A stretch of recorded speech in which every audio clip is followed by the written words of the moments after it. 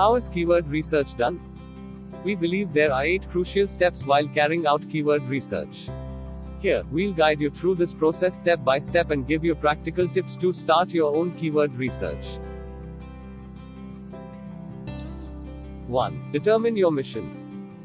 Before starting anything, think about your mission. Reflect on questions such as, what is the main goal of your business or organization? What makes it special? Who exactly are you trying to reach? And what promises do you make on your website? Take your time and literally write down your mission. Once you're able to answer these questions in detail, you'll have taken the first and most important step in your keyword strategy. The market you're in determines whether your mission will prove genius enough to rank high. Some markets are highly competitive, with large companies dominating the search results. These companies have huge budgets for marketing in general and SEO in particular. Competing in these markets is tough, so ranking in these markets is also going to be tough. Perhaps you sell cruises to Hawaii. You offer great facilities for children, making the cruises especially suitable for young or single parents. Offering the best cruises to Hawaii for young parents could very well be what makes your service unique. So, look for the thing that makes your product stand out from the competition.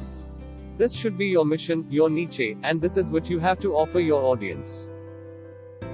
If you're launching into a competitive market, your best bet is to start out small.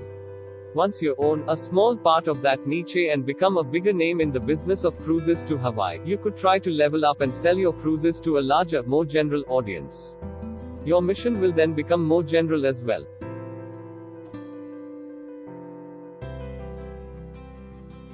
2. Make a list of keywords. The second step is creating a list of your keywords, preferably in a spreadsheet, such as Google Sheets or Excel. With your mission in mind, try to get into the heads of your desired audience. What will these people be looking for? What kind of search terms could they be using while looking for your amazing service or product? Which of their problems does your product solve? Write down as many answers as possible. If your mission is clear, you will have a pretty clear image of your niche and unique selling points, the things that set your business apart from others. These are the search terms you want to be found for. 3. Research your keywords. After you've created this first list, it's time to dive a bit deeper into your keywords. Luckily, there are some tools that make your keyword research a bit easier. The first is Google itself. Google the keywords you already came up with and check the searches Google suggests while you are typing. Those are the questions people actually asked Google. You can also check out the related searches on Google's results page.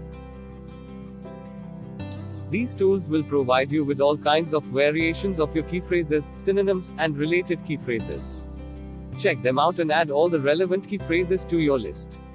In our post on keyword research tools, you'll find more details on how to use these and other tools. 4. Don't forget the long tail. When people start out with keyword research, they tend to focus on very popular head terms. Unfortunately, those head keywords are mostly taken by large businesses. Long tail keywords, on the other hand, get less search traffic, but there's less competition too. Therefore, it's easier for you to rank on those keywords. Moreover, long-tail keywords even have a higher conversion value, as they focus more on a specific product or topic, a niche. A long-tail keyword often is longer and more focused than a head term. If your head term is puppy training, a long-tail keyword could be positive puppy training for Labradoodles in Amsterdam. Using the tools mentioned in step 3 will also help you find more long-tail variants of your keywords. Don't forget to add the long-tail keywords to your spreadsheet too. Put the head terms in the first column and add multiple columns for long-tail keywords. This will also help you create a proper site structure later on. The more long-tail your search term is, the further down into your site structure its landing page belongs. 5. Analyze the competition. Go after long-tail keywords largely depends on your competition. If the competition in your niche is high, you'll have a hard time ranking on competitive head terms. If you have little competition, you'll be able to rank for more of your head terms. So you'll need to do some benchmarking for SEO. It's harder to rank when you're competing against sites with strong brand names. If brands are known from TV or radio commercials, your chances to rank high will become even smaller. But it won't hurt to take a look at their content. 6. Take a closer look at search intent. Today's SEO strategies should, for the most part, revolve around answering the questions people have or providing the best solution for their problem. Whenever someone enters a search query into a search engine, they are on a quest for something. Every type of question needs a specific answer. You can learn more about the search intent of certain queries by looking closely at the type of pages that already rank for that query. Do you mostly see product pages? Or a lot of informational blog posts? Do you see videos? Or is it a mix? These are all hints to what Google assumes the search intent of a certain query is. This post explains how to use the search results to create great content that matches the right intent. Find out which kinds of intent apply to your key phrases and, again, add your findings to your spreadsheet. 7. Determine a keyword strategy.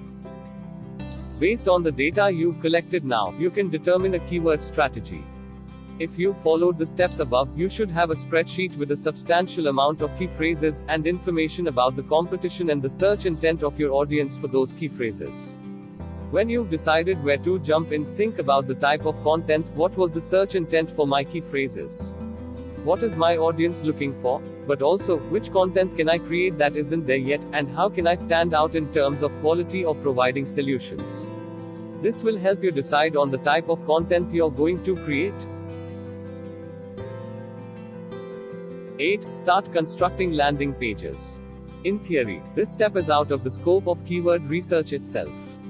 Nevertheless, creating awesome landing pages is essential if you want to get traffic to your website. So, you'll need to build landing pages for your search terms, but you don't have to create all these pages immediately. It can be a long-term effort. Your keyword strategy will help you prioritize.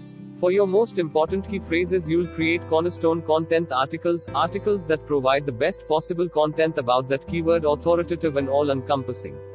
All your support, more long-tail articles will link to this cornerstone content.